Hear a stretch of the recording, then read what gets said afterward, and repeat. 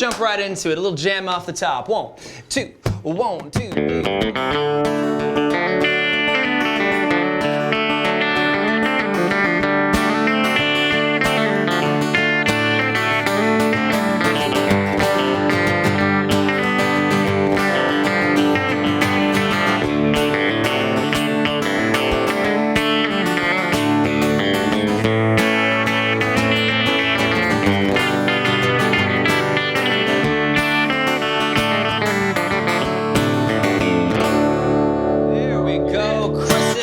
Show, my man. All right, guys, hello and welcome to another week of Fender Play Live. I'm your host, Scott Goldbaum. Now, Fender Play has hundreds of country songs and lessons on our country path, but just like rock, there are tons of different types of country styles to choose from. So today, we're going to be looking at a specific type of country music that blended country and rock. That's the Bakersfield sound. These classic country tunes are born here in California and ingrained with Fender history. So let's take a look at some iconic artists, some quintessential tones, and of course, show you some of the songs you gotta know.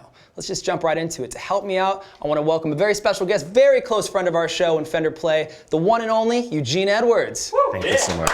So good to have you again, man. Welcome back. Hey guys, seriously, you make it so easy for us to keep bringing you back. You're an amazing singer, guitarist, composer, popularly recognized as Dwight Yoakam's guitarist. And also, you guys should be familiar as Fender fans, especially on our YouTube channel. You've been doing a massive amount of our guitar and amp demos lately. Honored to be a part of the family, man. It's a real pleasure to work with you guys. Yeah, absolutely, really man. is. No, I'm sorry to hear that you've been banned from several states recently from carrying a Telecaster due to how dangerous you are with it. You know, a lot of these things have been... I know it's been tough, especially with the tour. I can't change how I was born. Yeah. So I think it's a little...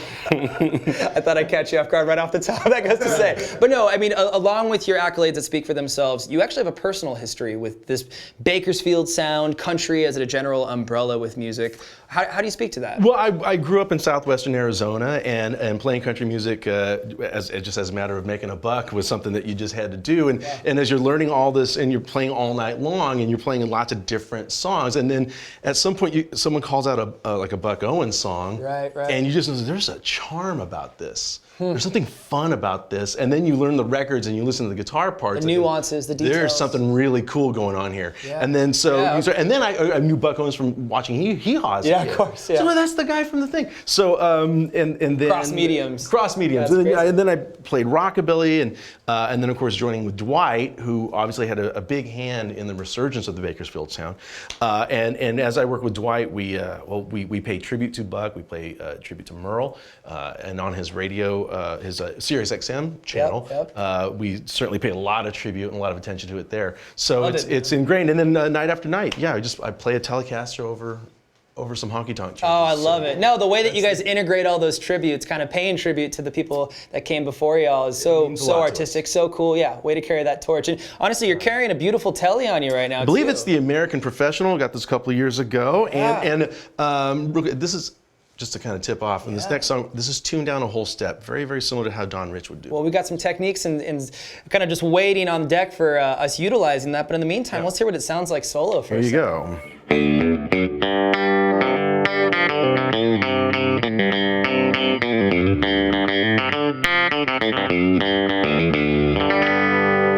Yeah, man. It's only a matter of time before you're banned from California. Oh, man. That goes to say, I live here. That's going to be a problem. Well, before we get into some jamming tonight, we're going to do something a little special. Okay. Now, Eugene has some Bakersfield trivia to send your way. Now, if you know the answer, drop it in the comments, and the first to get the right answer is going to win a very special prize. That is, in fact, a shout out from Eugene himself, live on air.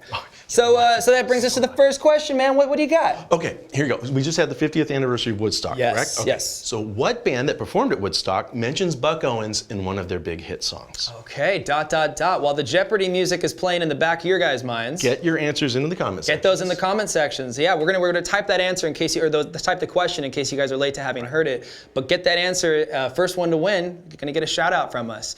In the meantime, let's go ahead and start with one of two seminal artists in this genre. So you've got Buck Owens, Merle Haggard. Let's jump right into a Buck Owens jam right now. You with got Act it. Naturally. That cool? I got the intro I'll here. follow your lead, man.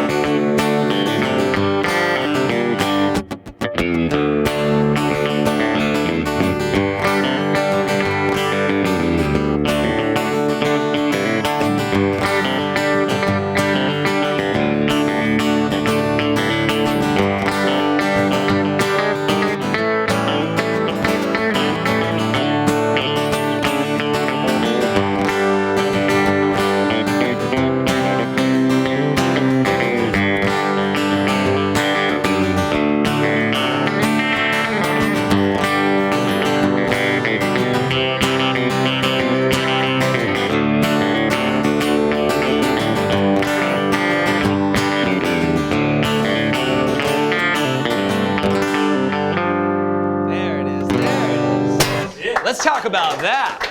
So you're going up and down the neck, and I'm hearing some Don Rich signature style sounds. Right. So what we talk about Don Rich and his signature style sound, well, it's an interesting dichotomy. As Buck would play major chords on his acoustic, full major chords, Don would play these really minor pentatonic scales over that. So over just like a big G chord, Don would do.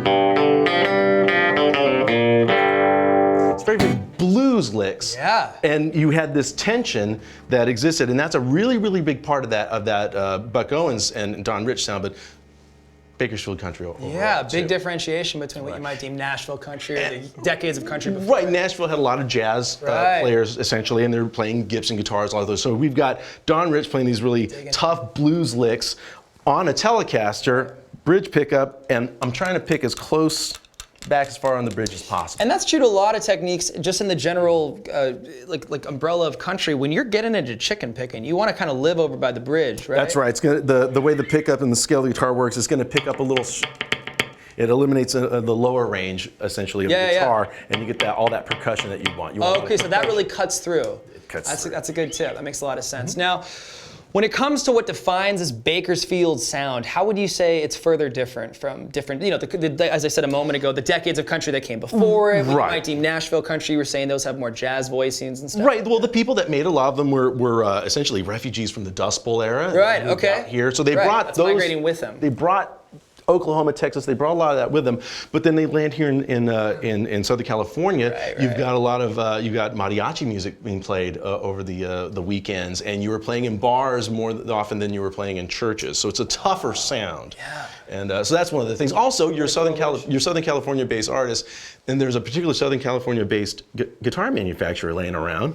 So your steel guitars, your electric guitars, even your acoustic guitars are most likely going to be Fenders. There you go. And so it's inherently, there's just so much twang because they're all playing Fender guitars. Well, there you go. Well, I think it's also worth talking about the international influence as far as the Beatles going as far as, I think it was Ringo singing on the top of Act Naturally. All nervous and out of tune on the Ed Sullivan Show, as he said. That's commitment, man. That's the international translation. That's so cool. Now, guys, it's worth saying that we got a trivia winner too. I'll be the bearer of good news here, man. So we got a trivia winner from our first question. This goes out to Albert Siva, who answered it right. That is, you want to give away the answer? Way to go, Albert Siva. You knew it. He answered correctly. It was that Creedence Clearwater Revival mentions Buck Owens in what song? Oh man, I assume no familiarity with the answers to any of these questions in trivia. Looking out my back door. Ah, okay. Well, thanks for enlightening me, guys. I'll take it. Now, when it comes to doing another one, what's next on the docket? Okay, I got this one right here. Okay. So Eugene, for this next question, you see this one? This is what we're gonna prompt our audience. Okay, here we are. Thinking. So we talk about the Bakersfield sound, but where were a majority of the Bakersfield sound records recorded? Okay, this one I actually do know the answer You to. do know that. Yeah. So drop the answers in the comments. You're not allowed to answer yet. Okay, good deal. And the first one gets a shout out. There you go. So guys, scurry to that. Which studio did all that stuff take place at? Yeah, we're asking for the studio. Yeah, okay, cool. So let's play another Buck tune in the meantime while we are going ... with those answers. We've got a few others available to learn on Fender Play, but let's do that one that really shows off that awesome tele Here we go. Cool.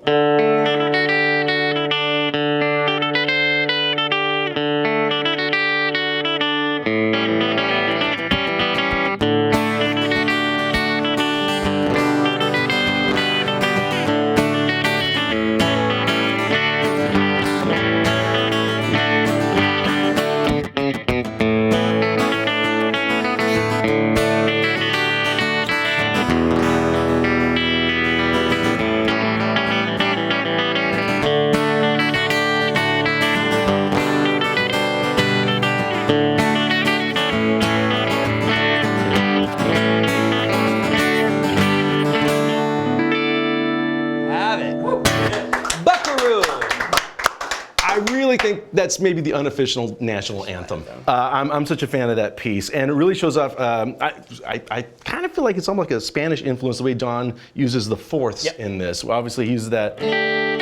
But then when we go to the 4 chord, or G, we hear it again. And then when we get to the 5, again, that dominant 7th is ringing out. It's almost like a samba feel to it. And then, and it's sort of a bossa, but not really. It's got this Latin thing going in there, especially in the ride cymbal. Also, when the steel player comes in, we've got this major third harmony happening, which also kind of feels very much like mariachi trumpets to me. Yeah, that would translate really beautifully on that. So, and if you have a friend that you're kind of learning guitar with a friend, have them figure out that harmony part, because you can get a real cool. Those sorts gorgeous. of moves, you know. Yeah. And also, there's a little chicken picking, just kind of very clean style of be back here as much as possible. Now, is that just a technique that can be applied to, like, through the duration of that performance? Are you kind of living toward the center at all at any point, or is it kind of always generally leaning back here toward the bridge? Generally leaning back towards the bridge. Cool. And sometimes you just have to accommodate room, because Don would kind of do this hybrid over that. Right. So it forces the pick hand or pick fingers forward a little bit. Yeah, but as soon as he that's can, interesting. he gets back. Oh wow, what a weird hybrid! I love that. That's so cool. Well, in that little bit of time, it's worth mentioning, we got another trivia winner. Okay. All right, Eugene, take it. Who gets the shout out? I love that they know it. Jared Hamlin answered correctly. They were recorded just a couple blocks over at Capitol Records. That's right, and I shot away, the big tower. That's right. That's awesome. Jared, good on you. Good man. That's job. Awesome. Oh, we got another one. We got a final trivia one, and we would deem this a tough one. What do you got for our audience? Okay. Which governor gave Merle Haggard full and unconditional pardon for his crimes? Which implies he committed crimes. We'll talk about that in a little bit. So we mentioned the Telecaster's big role in the Bakersfield sound, and Buck Owens was a big Telecaster fan, so were the people he surrounded himself with, obviously. But he had a very specific type of Tele, and that was the thin-line semi-hollow body Telecaster. For today's Insider, where we cut to the studio, we're gonna check out the difference between the thin line and the solid body. Let's check it out.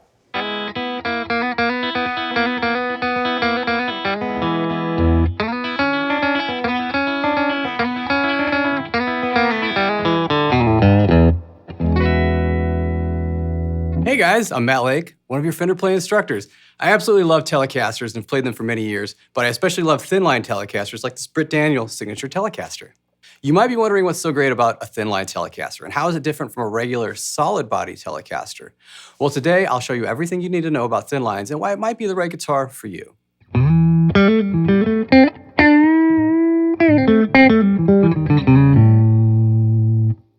First, some quick history. In the 1960s, Fender used ash to make guitars, but the type of ash they were using made the guitars quite heavy. So they decided to experiment by hollowing out the body and adding an opening up here, known as the F-hole. The results stuck, and since 1968, Fender's continued to produce this thin-line Telecaster. So right away, we can see a major difference between a thin line and a solid body Tele is it's lighter. Thin lines can weigh about half as much as a solid body at times. For me, though, the main difference is in the playing. Because of the hollowed out body, the thin line has a bit warmer sound than a twangy, high-end solid body Telecaster, which is why jazz guys like Bill Frisell and soul artists like Curtis Mayfield played a thin line. As a jazz player, the warmth is a huge plus. Check it out.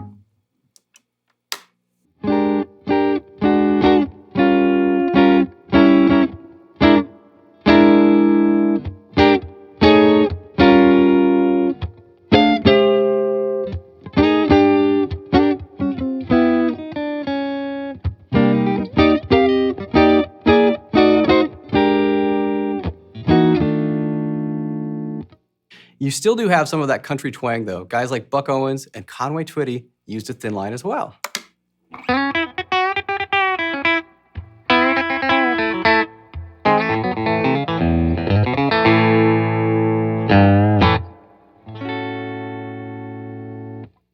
My favorite reason to use a thin line, though, is that I find I can get a bit more sustain on the high notes than on a solid body guitar, which is great for when I'm playing lead lines in rock or blues. And what a great sound. I've got the guitar just straight into the amp, no effects, and I've got sustain for days with just a little bit of vibrato.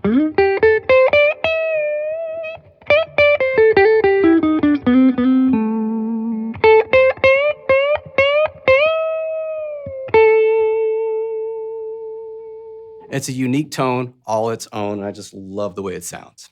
So just like a solid body Telecaster, the thin line is extremely versatile. It's not just used by jazz or country artists, but it's also used by some great modern rock artists like Carrie Brownstein, Tom York, Paul Westerberg, and of course, Britt Daniel. Whatever your style is, try one out and see if maybe this guitar is for you. Keep practicing, and I'm gonna see you next time.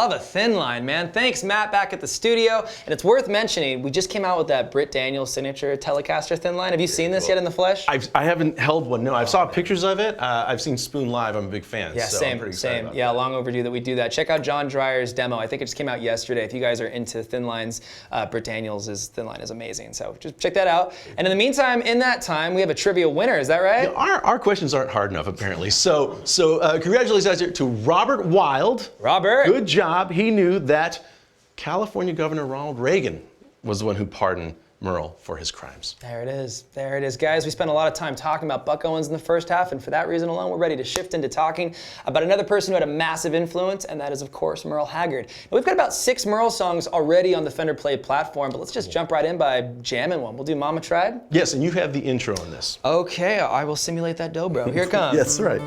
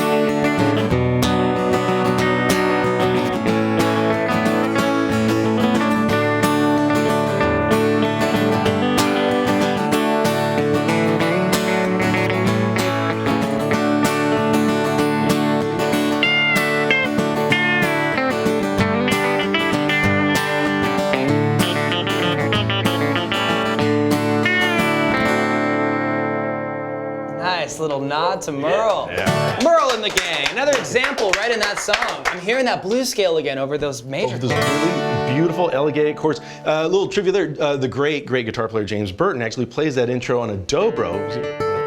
And then Roy Nichols comes out of the clear blue sky with his half bend. And then again, in case you missed it, an power chord. What a trip. Pretty rock. Yeah, so cool, man. Yeah. Such a cool integration of genres. I love that. So yeah, you got that main lick right there. It's funny because Merle Haggard, I mean, talk about rites of passage as being an artist, a songwriter. Rumor has it, and by that I mean I'm sure just the history is available to anybody, but he actually witnessed Johnny Cash performing at San Quentin as an inmate. Yeah, so that inspired him greatly. I mean, he had a lot of energy as a young man. Merle did, and actually the song "Mama Tried" it really kind of reads like a biography. Totally. He was asked to write a song for a movie, and then he ended up kind of writing about himself. Oh, wow. But he had a deep sense of empathy, and I think if you're going to sit down and write a country song, I think Merle Haggard might have to be your gold standard in terms of writing. Yeah, no, absolutely. He's a legacy artist, and a lot of people are carrying that torch right now. In and out of prison in the 50s, saw Johnny Cash perform live, massive telly player himself, and I think it's worth recognizing the fact that you're actually holding a Merle Haggard signature telly. I was, Tell us everything. Well, this is a very elegant guitar. I met Merle once. It was back in about the mid '90s, I think. I was invited on his tour bus, and he had a guitar very similar to this sitting on the table, and I was grateful because we just talked about guitars because I had nothing in common with the man other than this. So it was a denominator. Yeah, and he was very, very sweet and very gracious. He really liked maple fretboards. He liked how bright they were. This is it's a pretty guitar. So I'm honored to get to play this. This is lovely. Oh, well, let's prove that point. Let me hear you play a little bit on that with me getting out of your way this time. You're getting out of my way. Yeah. Free it up.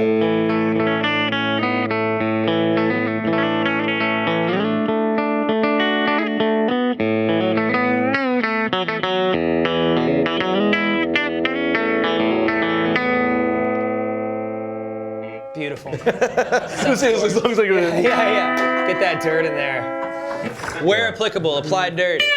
Yeah. Well, in that time, it gave us a little bit of time to get let's go see here. Oh, this is okay. So actually, here's an opportunity now. So in the back half here, we're going to try to make it a point to stump you. What did I do? Okay, so we're gonna try to stump you with some trivia right now. Okay. And this is gonna be coming out from either if any of you guys out there have any ideas that Eugene, a proclaimed expert, may not know the answer to when it comes to Bakersfield sound, throw it our way. So put it in the questions in the comments. Do we have one coming through yet? Is that what I see? Not yet. Okay, so remember on Fender Play, you guys, that we give you the tools to learn to play all of these songs. We have tons more Bakersfield sound songs in our country path. So just jump in and show us what you guys have in our community community, there's a massive amount of songs to pull from, whether it's just the country path or our vast library of songs.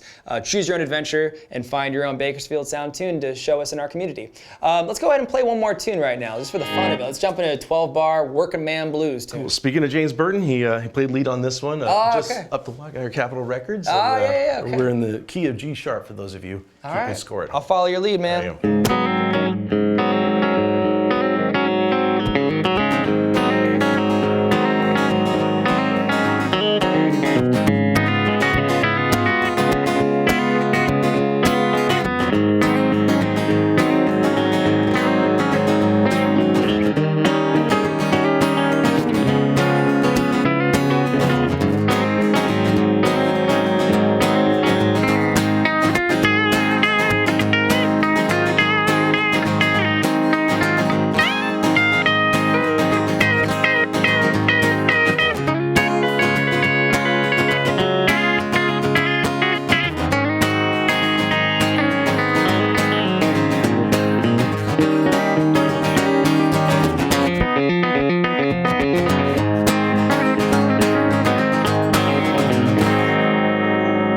Beautiful There you play, go.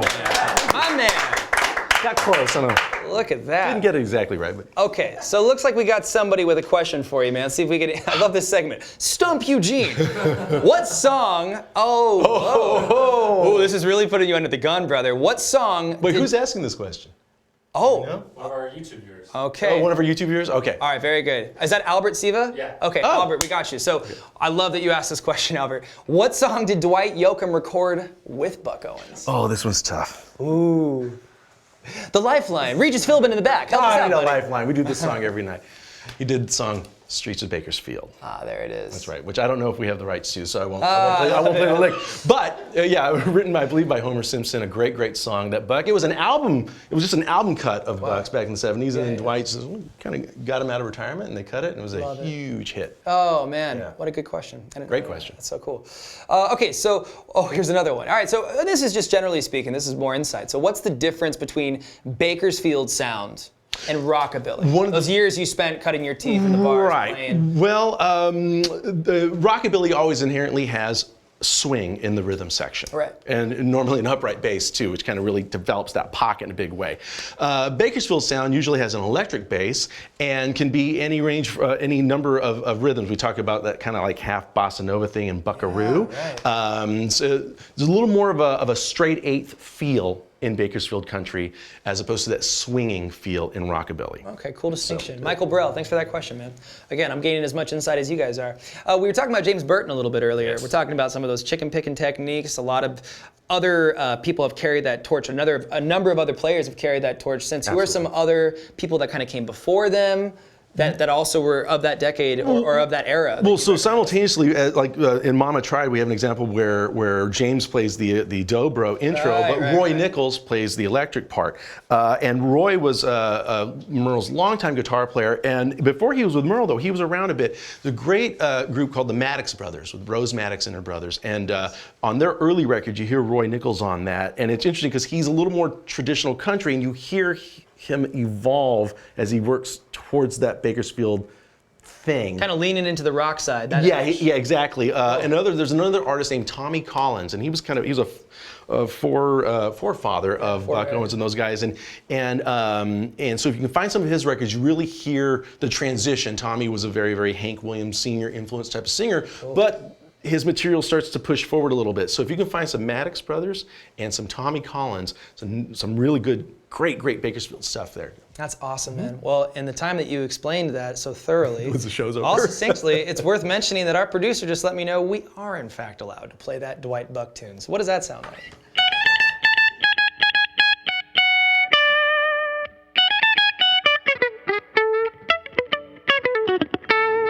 Another 2 thumbs up to Michael Burrell for that influence. Thanks for that, man. Okay, so who came up with the name for the Buck Owens band, the Buckaroos? That's from Tracy DeVoe. Tracy, I don't know that I know who came up with the name, but I do know that we get this word buckaroo as a mispronunciation of vaquero, the Spanish word for cowboy. Ah. Vaquero becomes buckaroo. That is a really great way of deflecting the fact that you don't know the answer to the question. You know that? Yeah. Anticipate an even more interesting question with a great answer. Dude, your car's on fire. I'm taking notes. I'm taking notes. Let's get to the homework. Great question, Tracy. Each week we assign homework to our viewers, and now we just want you guys to put your homework in the comments, use the hashtag homework, and we'll make sure we grade you. So what do you got for our students this week? So for the beginner, strum the chords to act naturally at half speed. Nice and just slow. like my man here. Some open essential tunes. Nice and easy. There you go. Sing along if it helps. Yeah. Bonus, you got some extra credits. Sing along. Exactly. If Ringo can do it, you can definitely do it. Now for the intermediate, play the intro lick from Mama Tried. Bends, power chords, it's great. And if you really want to blow our minds, play the lead guitar part on Buckaroo, a name that came from Lyndon B. Johnson. And it's a weird, no need.